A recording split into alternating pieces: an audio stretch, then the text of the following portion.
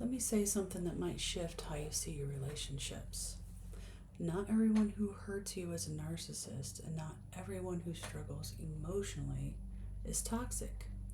Sometimes what looks like narcissism is actually trauma. And if you don't understand the difference, you can either stay in a harmful relationship for too long, or you walk away from someone who actually needed support. Today, I want to break down the real difference between PTSD and narcissistic patterns in relationships.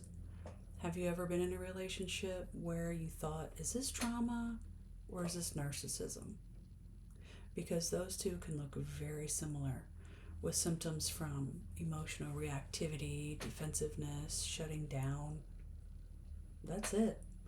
Both can look really intense, but they can both involve anger, withdrawal, defensiveness.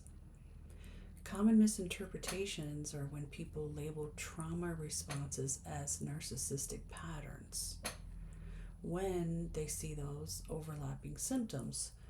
But when it's trauma, there's no hallmark traits like the grandiosity, entitlement, or the exploitative patterns that you see in narcissism. If you don't understand the difference, you can end up staying in an unhealthy relationship for way too long or walk away from somebody who actually needed support. So in this video, I want to break it down in a simple, practical, and real way. Before I jump into the examples, I want to give you a lens that will change how you'll be able to see under the hood, so to say, of between the two, trauma and narcissism. Trauma responses are about safety. Narcissistic patterns are about ego and identity protection. Those are the core differences, because both can look emotional, they can look defensive, but the why behind the behavior is completely different. So don't just look at the reaction, look at what the reaction is trying to protect. Let's start with something every relationship deals with, like conflict. And imagine you say, hey, what you did earlier really hurt my feelings. If someone has trauma patterns, you might see them shut down or getting overwhelmed quickly, maybe defensive at first. And in that moment, you might think, why are they reacting like this? But here's what's happening internally. Their nervous system is going into threat mode, and it's not just about the conversation.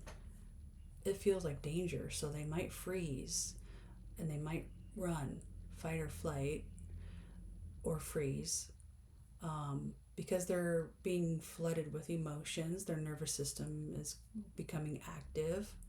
But the key piece that people miss out on is later, after they're regulated, they're going to feel bad. They're going to reflect on the situation, self-reflection, and they're going to come back and they're going to say, I'm sorry.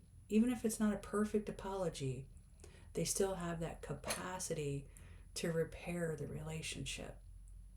So if we look at that same situation, you say, that hurt my feelings. And instead you get, you're too sensitive, or that never happened, or you always twist things up. So instead of taking in what you said, they deflect or attack. Here's the pattern over time. There's no accountability, there's no genuine reflection, and there's no repair. The goal isn't understanding, it's protecting their self-image. So in conflict, ask yourself, do they eventually reflect and repair, or do they consistently deflect and blame? Because the pattern is what will tell you that answer. And the pattern is going to tell you everything.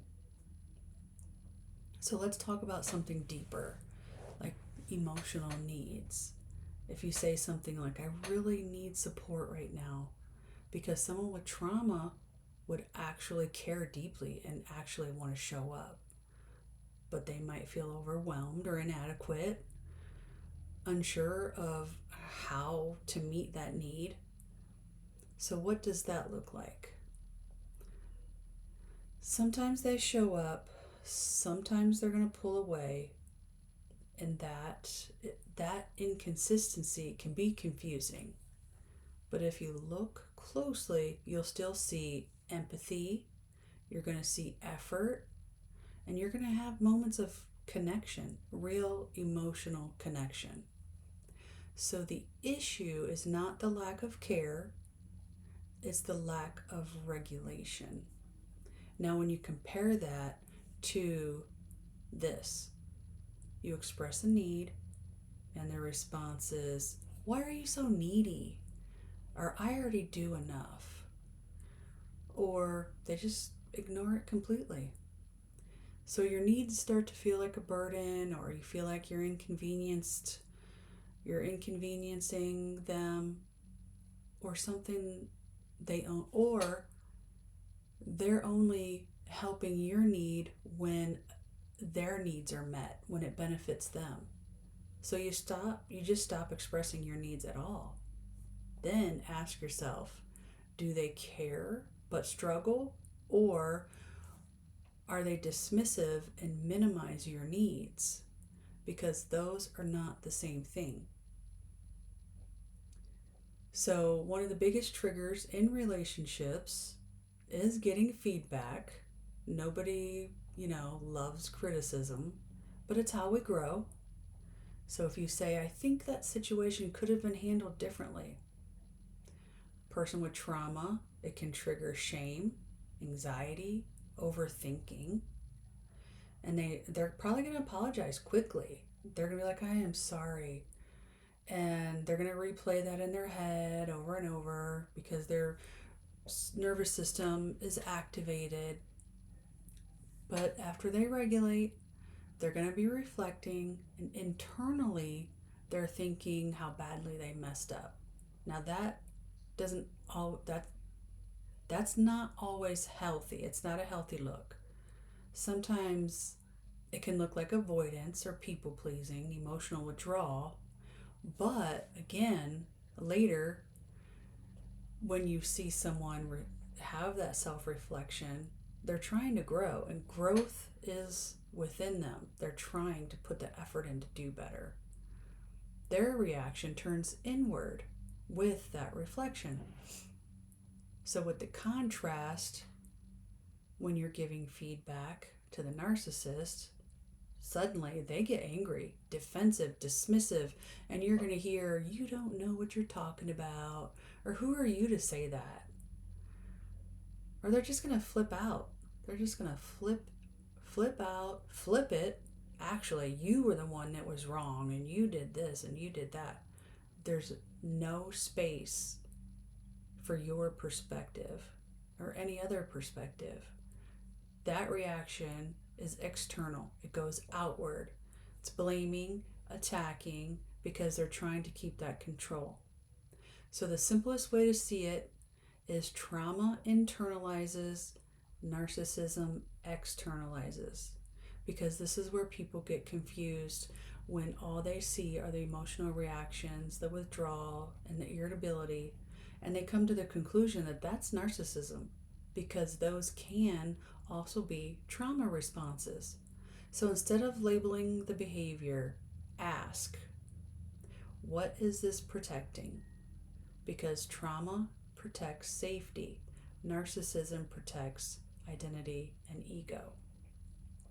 And I need to say this clearly. Just because someone has trauma doesn't mean you have to tolerate harmful behavior. But also, not every difficult person is a narcissist. If we label everything as narcissism, we're going to lose the ability to actually understand people. And we make decisions based on confusion instead of clarity. So if you take one thing from this video, take this. Trauma says, "I don't feel safe." Narcissism says, "I can't be seen as flawed." So watch the patterns, accountability, empathy, repair. Because over time, that's where the truth shows up. Thanks for listening, and comment below if you think this resonated with you. And leave any topics that you want to hear about in my next videos. And if you want to hear more content where faith and mental health actually come together in a real practical way, I want to have more videos just like that. Make sure you share, like, and subscribe, because healing isn't just spiritual and it's not just psychological, it's both. Like and subscribe.